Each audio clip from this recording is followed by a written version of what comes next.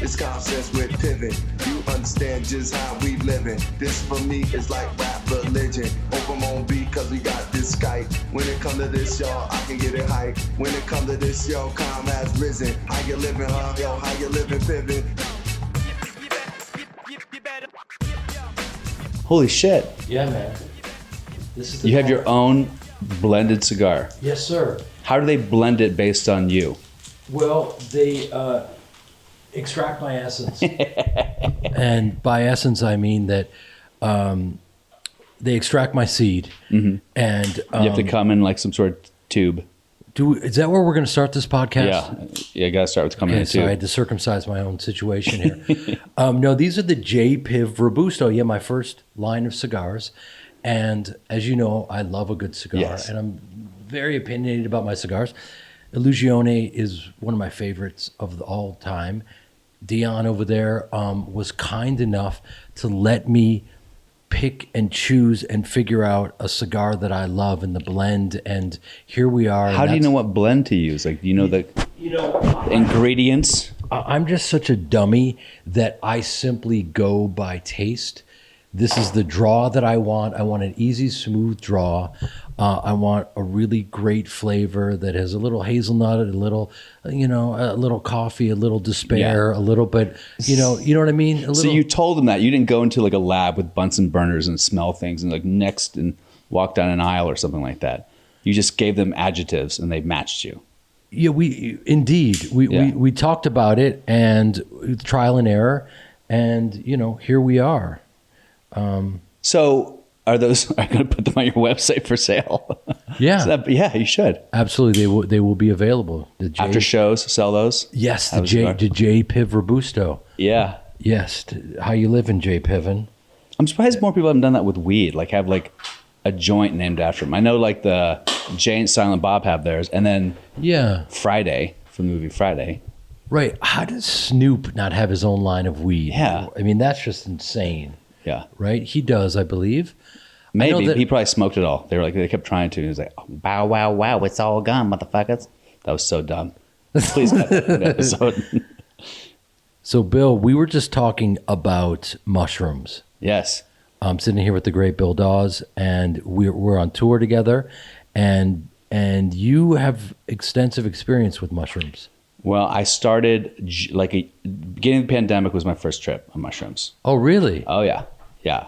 But I like when I go into things, I go fucking deep.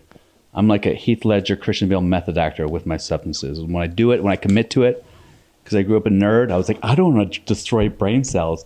But once I fucking commit to it, I was like, you know what? I don't want to go to church or synagogue or read a book anymore. Yeah.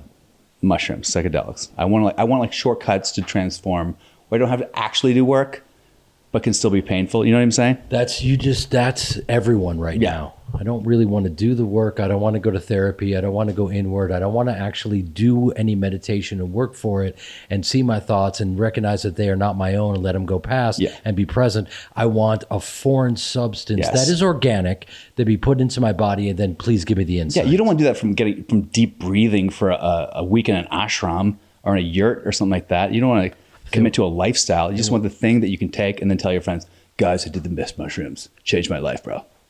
But that being said, mushrooms are incredible. Oh, man. Changed my life. Yeah. Yeah. How did they change your life? Well, the first thing, I think that anyone who does psychedelics in general, in the right way, there's a great book by Michael Pollan called How to Change Your Mind. And he started doing mushrooms and psychedelics in his 60s. He did like the Omnivore's Dilemma, all these food books. But he decided, he's like a journalist. He started doing the psychedelic journey. And he really like breaks down like what the fuck is going on and why is it so important. And what everyone says is at the end of the day, you realize that it's really just about love and empathy. Like there's love, empathy, compassion, and there's literally nothing else. The rest is just noise. And you can think that as like read a Buddhist book or think it as an idea, but you actually get to live in it and feel it while you're on mushrooms, if you're in a good place with mushrooms. Yeah. If you're not, your sweaters are jumping out at you from the closet and you want to kill yourself. But like, or you're just getting really sad. Yeah. That. And sometimes it's good to be sad because it means you need to be sad about something. Sometimes there's shit you need to be sad about that you haven't been. You're deflecting or putting it off or avoiding. Yeah, there's nothing like sitting around with a bunch of people while you're sobbing like a grandmother. That's fun. I've had so many interesting experiences with mushrooms. For whatever reason, they came into my life, you know, in my 20s. I had a theater company a million years ago called The New Criminals, and we would all get together and take mushrooms. And I remember we got the rights. We were the first people to get the rights from Hunter Thompson to Fear and Loathing in Las Vegas. And the way that we got the rights was we had to go to his ranch in Woody Creek and we had to pass all of his tests, whatever he's got. So I went out there with Cusack and a guy named Steve Pink, who's a brilliant writer, director. Yeah. And we got to spend time with the big man, and he put us through the paces. How old was he at this point? How old was he? Yeah. You know, Hunter... I don't know much about his late life. Was he doddering? Was he just kind of like always with it and then he was dead? He was, at this point, he was very vital and very much Hunter. There's something that's very kind of timeless about him. I couldn't tell you if he was 50, 60, or 70. Yeah. But he was yelping, running around his kitchen with a high-powered rifle and amped up on a great deal of blow that he snorted out of a hockey puck.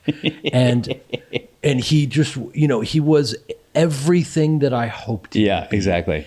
You know, he invented gonzo journalism as we know it. Which led to gonzo porn, and good one. Way to go, Hunter. Yeah. Yeah. Interesting jump, Bill. And, you know, the mushrooms have just kicked in for you, so it's a fucking truth machine at this point. I just remember being in over my head. You know, I'm a guy that, like, you know, didn't grow up doing any real man-made drugs. So that's the first time you did mushrooms at this place. And blow. I did so much. You combined them. I did so much blow that I forgot how to swallow. I didn't know how to, like, breathe. I couldn't. My heart was racing. Was about to explode. And then he goes, finally, we had been with him for 3 straight days, right? Holy shit. Yeah, man, it was heavy. And the first thing was like, oh, I need you to steal a car, was the first thing he said. And we were like, yes, whatever. Yes, Hunter. Because we want, he's... Anything. He's a legend. He's just a genius. You know, we'd all read everything and we want the rights. So whatever you want us to do. And he wanted us to steal Don Henley's convertible. You know, and Boys a summer car, take it. Exactly. And there we are. And his fiance at the time stopped us and was like, no, you don't understand. And then he's like, no, you have to get me one of those high-powered cameras. I want to be able to see, you know, a bug from 500 feet. You know, yes, let's get you a camera. And we went through all this, and then he took us outside, and we were with his clay pigeons, and we were just firing off guns, amped up on every drug possible. And he pull the thing back, shoot, and it would shoot off clay pigeon. Fire, pull. And he fucking, and he went...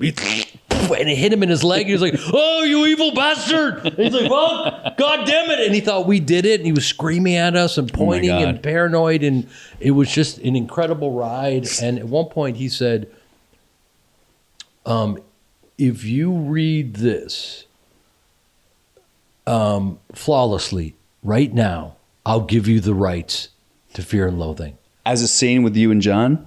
Or just like a monologue? It was a monologue. It had... It was a monologue, you know. We were somewhere around Barstow when the drugs began to take hold. I remember saying something like, "You take the wheel," and it had no punctuation and just pages of dialogue. And I'm sitting there going, "It's me," but I forgot how to swallow or breathe. Cotton mouth, and it felt like someone had poured like 16 pounds of kitty litter in my fucking mouth. And I'm like, "This is my moment," and I can't speak. Thank God, Steve Pink, the brilliant Steve. Shout out to brilliant Steve Pink. Grabbed it. He's a political science major from Berkeley, big meat bubble, very smart gentleman, and he just ripped into it perfectly. And we got the rights.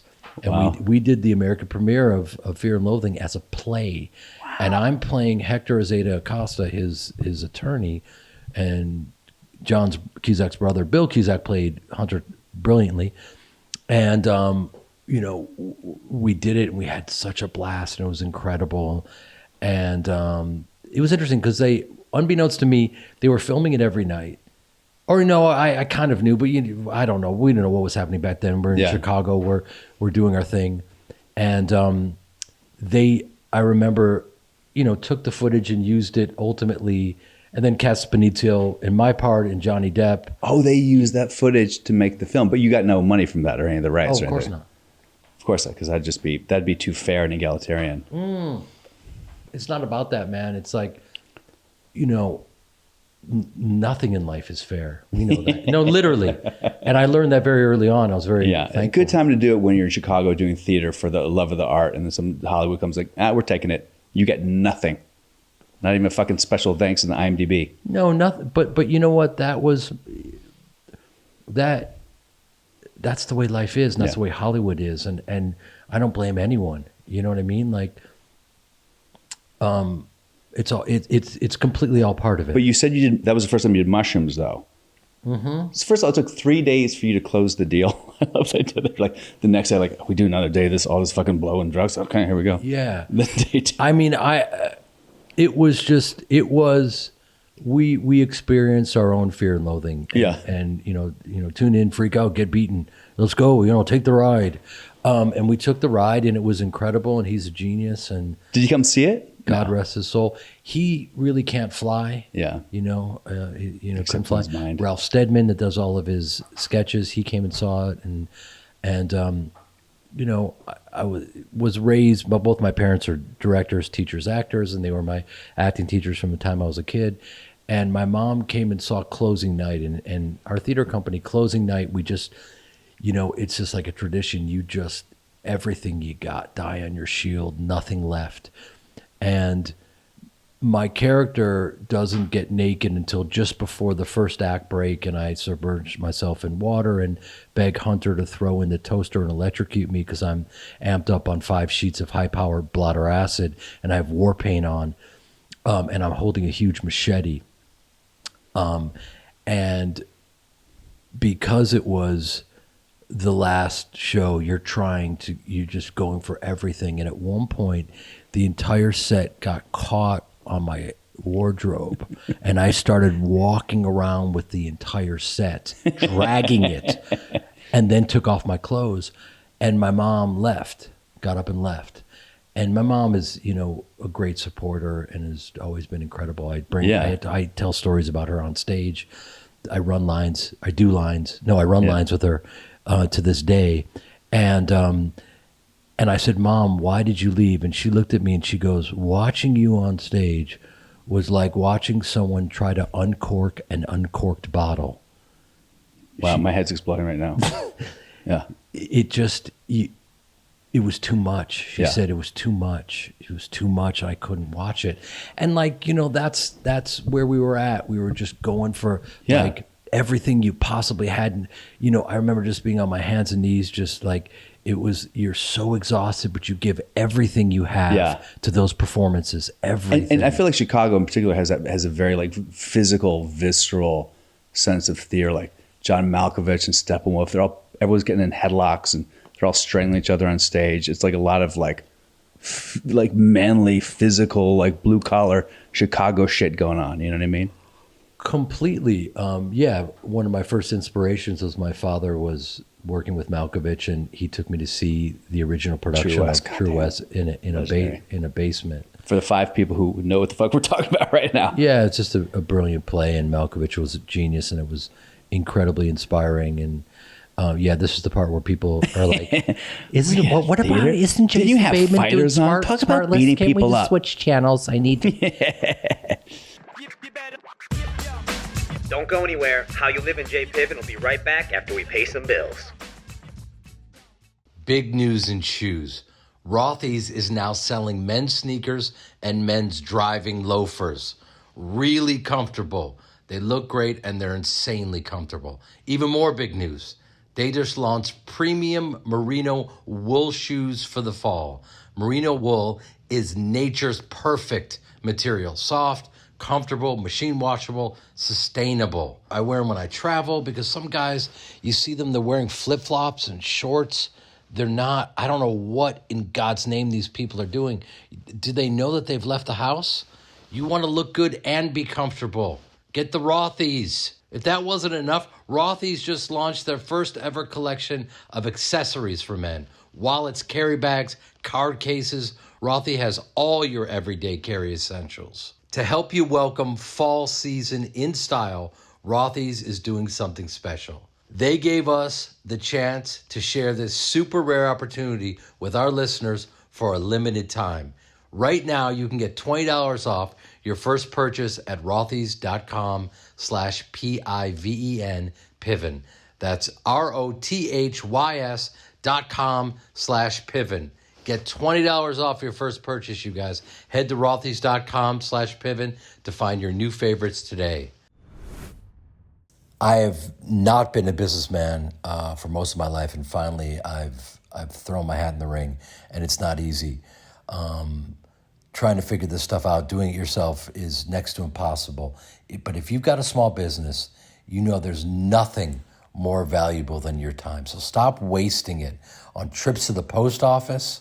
Stamps.com makes it easy to mail and ship right from your computer, all right? So that you can take that valuable time and put it to good use. Save time and money with Stamps.com. All you need is a computer and a standard printer, no special supplies or equipment. Within minutes, you're up and running, printing office postage for any letter, any package, anywhere you want to send it. Just get after it. Once your mail is ready, just schedule a pickup or drop it off. No traffic, no lines, no mess, no madness. You're not going to crack. Take a deep breath. You got this. There is no risk. All right? None. And with my promo code Piven, you get a special offer that includes 4 weeks of trial plus free postage and digital scale. No long-term commitments or contracts, all right? Just go to Stamps.com, click on the microphone at the top of the homepage, right there, well done, and type in Piven. That's Stamps.com, promo code Piven, Piven. Stamps.com. Never go to the post office again. So psychedelics, Yes. mushrooms, but we talked about this. We haven't done the other ones. The other, I guess there's a scale of, there's acid, which I've never done, which some people, you have the people who are like, no, mushrooms, and then people are like, no, acid. And then, but I feel like the thing about acid, and this is definitely like CIA propaganda back in the 60s, but like you can have an acid trip and just fucking stay there. Right. I do think that's true. I don't think that's true with mushrooms. Well, I mean, there's a huge variable that you're not talking about. I mean, you're talking about man-made synthetic drugs versus organic, plant medicine, and they're very, very different. Yes. Indeed. I love mushrooms, and I love doing them. I hear so much. I mean, I've been doing Mike Tyson's podcast, and he takes handfuls of mushrooms and just gobbles them down. And while he has a mouth full of mushrooms, says, it's basically a microdose. And I'm like, for an elephant, for an adult elephant.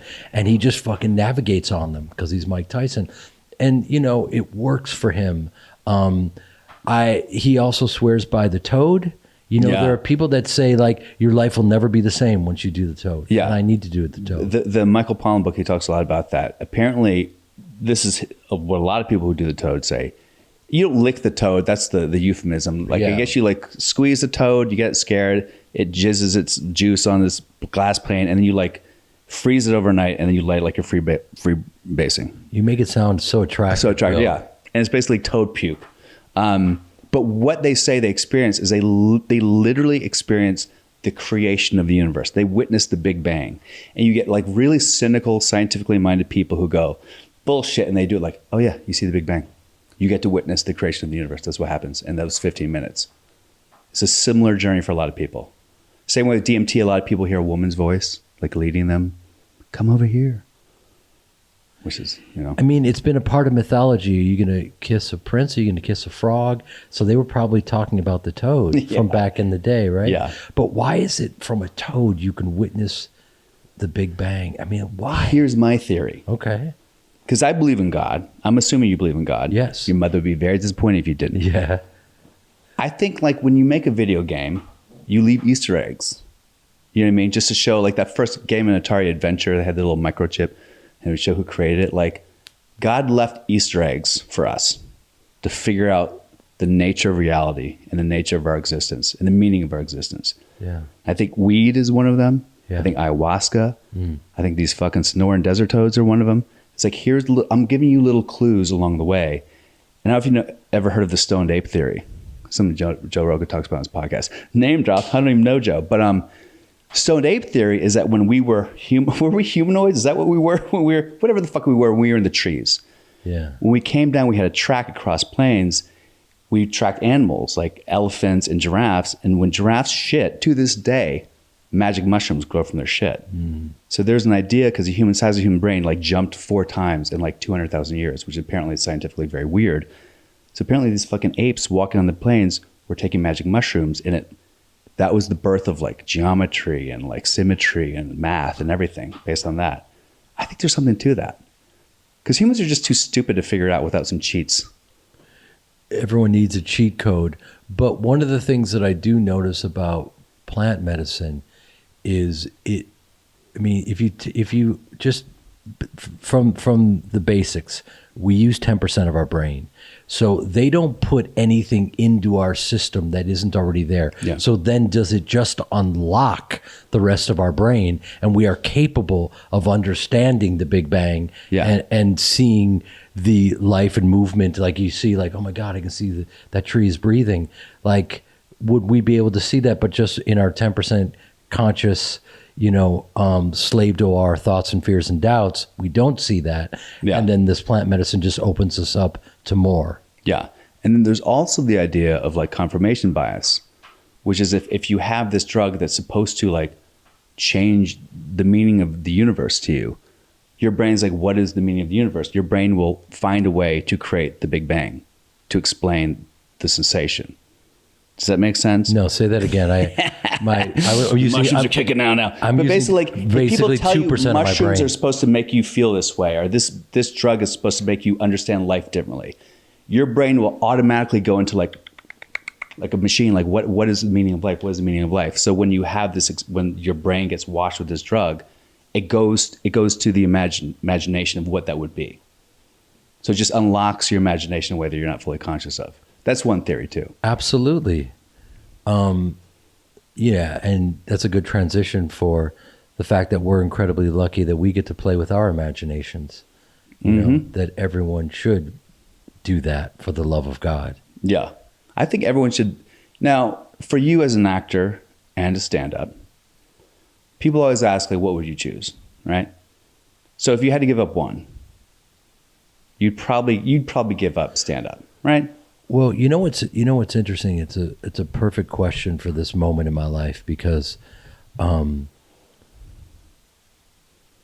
been so lucky that I get to explore both arenas, and recently I've been doing back-to-back movies and have stayed away from stand-up because I've been on set for longer than I've ever stayed away in my life. And so just last night I was really nervous at how rusty I was. And what I found fascinating on stage was that one definitely informs the other. And I was on stage, and some variables were going on that would have even a year ago gotten in my way, and I wouldn't have been able to be totally present and interacting with the audience, because as a great stand-up say, it's a dialogue and not a monologue. Yeah. So I was having those moments with the audience, and it was informing bits and blah, blah. And God, do I sound pretentious right now? But I'm going to keep going. For whatever reason, I guess, yes, I was rusty, but performing and acting and doing scenes with, Terrence Howard and everyone that I was working with, led me to really be even more present for the stand-up. Yeah. And I had a good set when I thought I was going to suck. Yeah. So, that's a very tough question, because I'm I've been on stage acting since I was 8 years old, and stand-up not as long. So it's, for me, not a fair, I don't know how to answer that question, because as a stand-up, you're the singer-songwriter, and it all comes from you, and it's scary as hell and amazing, and the highs are so high. Oh my God. I think this is funny, and so do you. This is amazing. We're all sharing this. So, at this point, the braver answer would be to do stand-up and to, we had on Oscar De La Hoya, and, there's a guy that has been boxing since he was 5 years old, retired at 37. Now he's back in it. So his entire life, there's statues built after him. And he admitted that he was defined by his legend. Yeah. And so I'm not equating his legendary status to mine at all. I just meant that you can define yourself by a certain thing. And yes, I've been grinding my whole life as an actor, and it's hard to break away from that and go, okay, I'm going to eat shit now as a stand-up, and I'm going to go to the Dime and bomb, and I'm going to learn from it. And one of the things I first liked about you is I saw you at the Laugh Factory, had your notepad, you're working hard. I was like, I think I even said to you, I was like, why are you doing this? And you were like, hey man, I get to do it. And I was like, good for you. Because some people, a lot of celebrities kind of start stand-up. It's almost like they're preparing for like a best man speech at a wedding or something. You know what I mean? They do it for like a week or for an award show, and then they disappear. They scratch their itch or whatever it is. Either they're good or they're bad. And sometimes people will do it great. Like Michael Rosenbaum was great when he was doing it, but he did like for maybe a year. And then it was just, okay, I got my podcast now. And then there are some people, like if they're not doing stand-up, they're literally like a junkie in their house. It's like, oh, fuck, what do I do? Give me an open mic, And I think you're kind of like somewhere in the middle. Like you need to be live because you grew up as a theater guy. It's something you need. But I think you're also not addicted to the weird fucking 7-day-a-night thing that some comics, like their life is defined by the fact that they go out and do 3 shows a night. Yeah. Well, I do completely get the value of reps. And, when you're in New York and you get up 5 times a night, and that's why you can get better faster and all that. And I'm fascinated by the form. And people, for the most part, they don't realize, what it takes. And I'm funny. I could do that. Oh, I got a story about my uncle, dude. It'll fucking kill, bro. My friends tell me all the time I should do stand-up. I'm always like, yeah, go, do it. Because being funny at a cocktail party with your friends when you're drunk on a couple Heinekens is different than fucking crafting a set and going on stage and then doing it over and over and honing it and making it new, That's a whole fucking different beast. Yeah. I think everyone should do it. Everyone should try it. Everyone should. Because, it's, and then, it's just been fascinating for me to see, different things being unlocked because, I know that to get to that place where you're letting both your hands go and you're working on all cylinders is incredibly hard. And just because I've been on stage for 40 years doesn't mean I can do any of it. And I kind of thought, I could really jump in and start. It's like, man, there's so many different levels to it. And it is challenging and fascinating. Yeah. Well, you're like a UFC fighter who was like a state champion in wrestling. So you got a great base to do stand-up. You know what I mean? Like you're already ahead of the curve for most of the initial UFC fighters who waste their lives doing taekwondo. But like you were like a state champion wrestler and then you got in the UFC with stand-up. Does that make sense to you? You know what I'm saying? I'm really high, but I think it makes sense to me. Yeah. I mean, I am so tied to my ego and I'm so vain that you just heard champion. You're like, yep, that's me. Yeah. No, I you don't even want to know what's going on in my head right now. It's, but that's the great thing about a long form podcast is that we can just, air it all out. You know what I'm saying? Yeah, man, it's fascinating because people who don't know, like, I remember seeing Chappelle and going, oh, I saw him again. And it wasn't because he was doing some of the same stuff. I'm like, you recycle material, bro. You recycling material from the other day. It's like, yeah, even, the GOAT has a set. Yeah. You got to craft the set. They don't realize that it's not just all off the Yeah, cuff. they don't just wake up like, oh, the worst thing happened at school. Yeah, whatever. With my kids today. You do a 55-minute improv set. Yeah, every time. But I have to say, I did see Cat Williams do that, and I was in complete awe. He is He is There's some people like that can just no get other, on stage. man. Yeah. He is just a beast. Yeah. He is a beast. When did you see him? Was it recently? Is he back on the scene? I don't know. Ever know what's going on with him? I don't think he knows exactly what's going on with him. You know what I mean? He's one of the most fascinating, eccentric dudes ever, and a truth machine. This was about 10 years ago, and we were at a comedy festival in Denver, and I just watched him talk about his experience of having his candles and forgetting to blow them out, and the room caught on fire, and he jumped out of bed and jacked up his ankle, and he's just on painkillers, and it's a matter of time before he just loses it. So the set was also a race against time. Wow. So there was like a ticking clock. Oh my God. And he was just brilliant and fascinating. But that's decades of him working as a stand-up to be able to do that. Yeah. So that's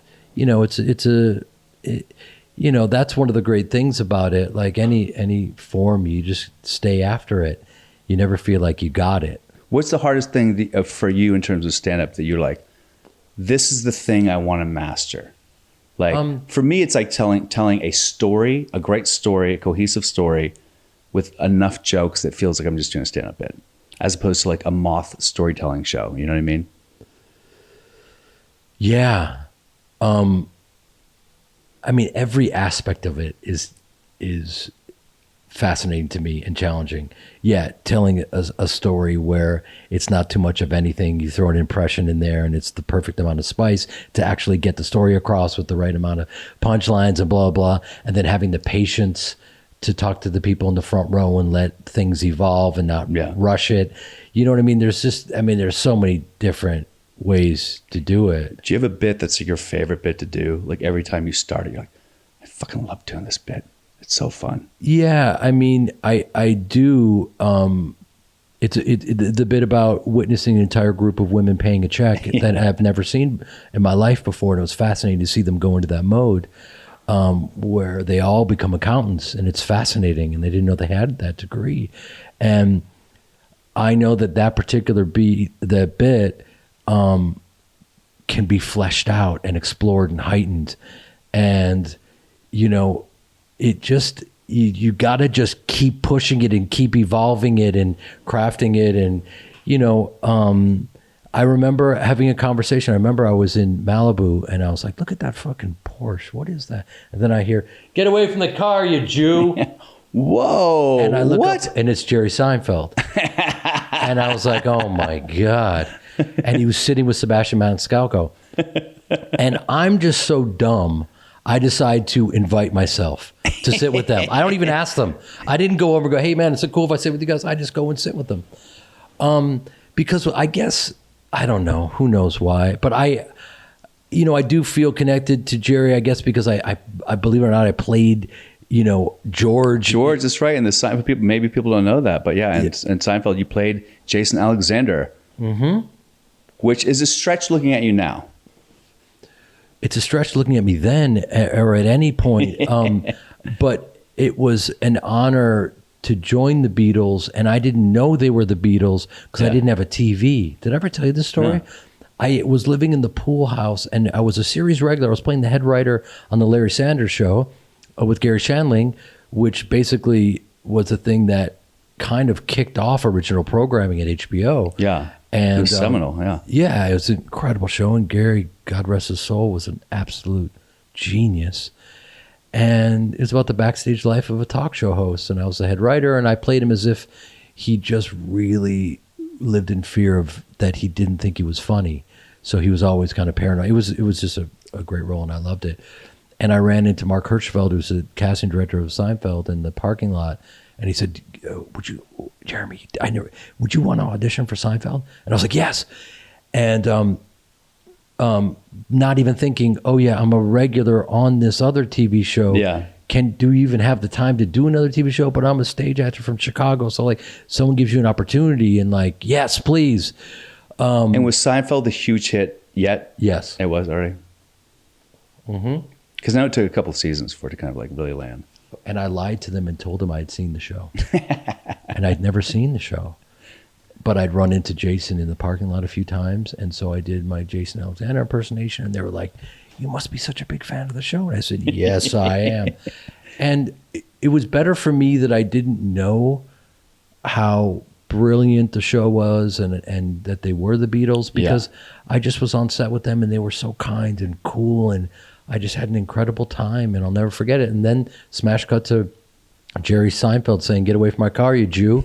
And I just start talking to Jerry and Sebastian, and I look at Sebastian, I was like, oh my God, Sebastian, I just saw you at the Comedy Store. You've killed it. And it was the first time I'd seen Sebastian, and he's so in his body. Mm-hmm. And he just is in such control, and I'm such a fan of that. And he used every part of his body, mm-hmm. and I just was blown away by his work. And so I was just like fanboying out over him, climbing over Jerry to get to Sebastian, and Jerry goes, what are you doing now? And I was like, oh, I'm in London playing Mr. Selfridge. It's a costume drama. And he goes, that sounds terrible.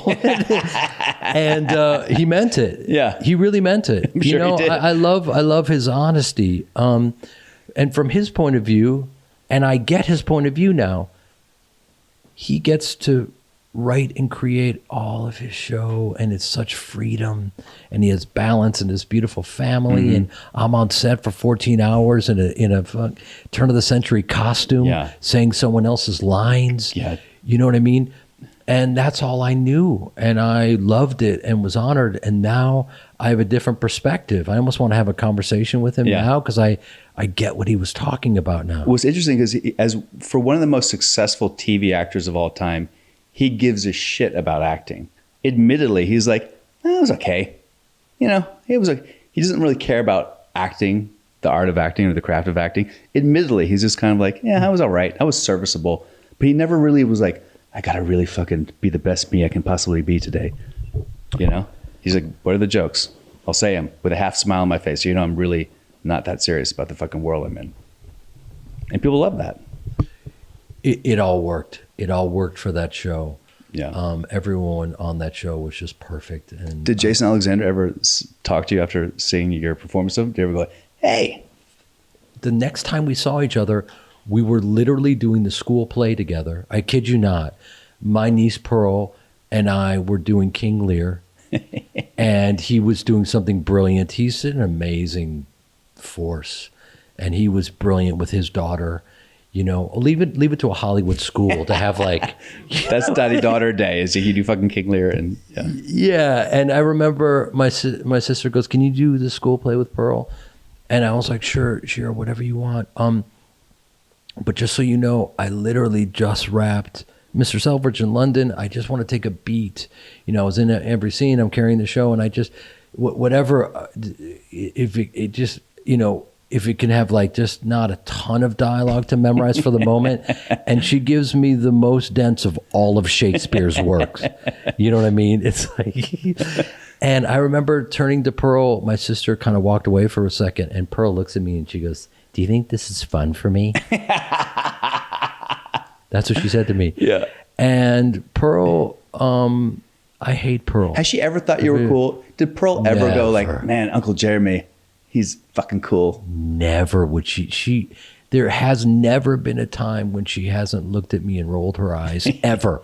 Ever. She said to me, I've been trying to impress her. I gave up. But let me just tell you a couple things I did to try to impress her, because it's so fucking pathetic. I knew that she was a huge fan of Jamie Foxx. Yeah. So I said, I'm going to Jamie's Christmas party. And for the first time, she turned to me. Now I'm interesting. She goes, you know Jamie Foxx? I go, yeah. She goes, no, you don't. I go, no, he's having a Christmas party. You want to come? She goes, Ava. And she got her little red-haired freckle friend, Ava. And they both put on their sparkly dresses. And I drove them to Jamie's house. And as we get to Jamie's house, in the rain, took us, he's in Calabasas up a hill. He lives in a mansion. It's a celebrity space shuttle. It literally hovers across over the world, and he sings renditions of Ray. It's amazing. And we get to the door, and she looks at me, and she goes, is he going to be awkward the way you are? And he opened the door, and it was him. And then they were like, Jeremy, we are so overdressed. And I go, oh no, hold on. I go, Jamie. He goes, what's up, man? I go, the girls feel they're overdressed. Do you have anything? He goes, oh, well, come on, man. And he takes us into his closet. And it was kind of like a combination of The Great Gatsby and Willy Wonka. He just had stacks of Nikes up to the ceiling. Yeah. You know, and he just was so kind, like whatever they wanted. And they're like wearing all of Jamie's clothes. And kids are there, and we're having the time of our lives. You're like, I win. I'm the best uncle of all time. Never a mention about that party. Smash cut to now, I'm prepping for a movie with my sister, in which I'm playing a tap dancer, and every producer I've ever pitched that to, that's the moment where they get up and leave. Like literally, I say, Jewish tap dancer. They go, is there a check? Can we get a check? You know. So I've been tapping, as you know, my ass off for years preparing for this moment. So I'm in my sister's kitchen recently, and we got the DP there, and he's got this interesting camera that's just it was the little handheld thing. We're going for some grainy stuff, and I'm on the floor and I'm doing the splits. You know what I mean? Because we're doing this one beat where my character Harold is having a moment. Which, by the way, your splits, it's pretty impressive. You can do the fucking splits. Just because I'm 200 years old, that's the only reason. I fucking pull my integrity every time. No, you're just not a gay man in his 20s, so it's just impressive. But listen, aren't we all deep down? Anyway, correct. So I'm in the splits. Pearl walks in, and the look of horror. I'm on the floor with a stranger filming me. I'm in the splits in her kitchen. It's her worst nightmare. So no, Uncle Jeremy is not cool at all. With any other attempts to try to redeem yourself? But by the way, no, I've given up. Yeah. But by the way, her dad, who wrote and directed Talladega Nights, Step Brothers, the other guys, every great comedy with Will Ferrell you've ever seen, and then decides to do drama and goes, oh, I'm going to do drama, a little movie called The Big Short, wins the Oscar. They are thoroughly not impressed with their dad. Yeah, of course not. You know what I mean? So I feel like I'm in good company in terms of not being interesting to them at all. Yeah. I mean, also it's a different generation, and Shira's like, look, there's a lot going on with them. They've got a lot of stuff happening. What are they? 13? What's the age? Is it kind of right around there? Age? They all start losing their minds. Yeah. It's just post bat mitzvah. And, they're going through a lot of stuff. And we had therapy when we were kids. It was called Clean Your Fucking Room, you piece of shit. That was our therapy. So times have changed. Yeah. So they literally go to therapy. Is it like art? Like, what do you talk about when you're 13? Like, what's the thing? Like, oh my God, in school today, this girl Megan gave me the dirty look, and I was so mad. And I don't even know. I don't even know what you talk about. You're going to go to the heart of darkness about your parents, how they didn't raise you correctly when you're 13. You don't even know what the fuck is going on. Listen, I just remember, to give you some perspective on us versus them. I remember in 5th grade running past a group of girls, and they were voting on who they liked. And what do you guys think about Jeremy? And I didn't test very well. You know what I mean? I didn't. Yeah. And, to see how people, feel about you, and it hurts. Imagine them with social media and all that. Can you imagine growing up in these times? Mm-mm. So have some empathy. No, Bill, it's actually fucking true. Sociopath. No, you're a sociopath, bro. Have some empathy for children. How can you become like a normal, compassionate person with fucking social media when it's literally all about the sugar rush of clicks? It's all it's about. Yeah, we need that dopamine, don't we? We absolutely do. And it never changes. As adults, we're still fucking doing it. Well, they've also got the greatest minds, and they put them together to figure out how to hook us. Yeah, that's true. Yeah. Same thing with video games. Like they trick your mind into thinking that you're actually, like, your brain doesn't know the difference between what you're doing in the video game and what you're doing in real life. You have the same reactions if you get shot, same chemicals get fired in your brain. So they figured it out. They've got us in the matrix fully locked and loaded, man. I will say I kind of understood that early on, and I knew I took one look at video games and even like pinball. Yeah, that's how old I am. Okay, I have the retro. Yeah, I lived it. I just knew that if I were to start that, it would be a slippery slope. Yeah. You know what I mean? So you're like, no Pong for me. I'm done. No, just beer pong. That's it. That's absolutely it. How You Live in J. Piven is a Cast original podcast in association with Common Enemy and Tenderfoot TV. Producer is Kyle Tequila. Theme song by Common. Executive producer for Cast is Harley Roman. Executive producers for Tenderfoot TV are Donald Albright and Payne Lindsay. Executive producers for Common Enemy are Jared Einson and Dave Osico. Catch all new episodes of How You Live in J. Piven every Wednesday, wherever you get your podcasts.